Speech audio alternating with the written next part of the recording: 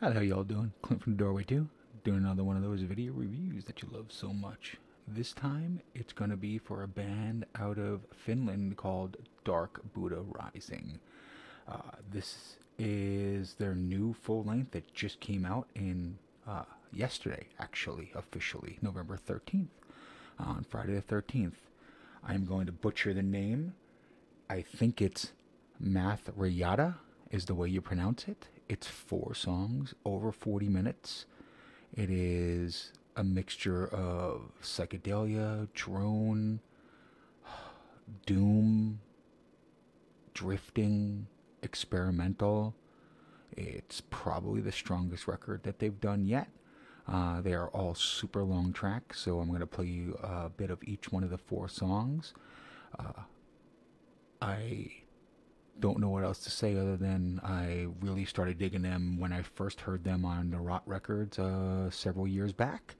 And this lineup's been around pretty consistently since 2015. And I think that's the first time I heard them. And that record was called Inversum. And that was really, really impressive. They've done some singles and EPs and things like that since then. But the new record came out yesterday. Rather than keep rambling on, let's listen to the first track, which is Sunyaga, and here we go.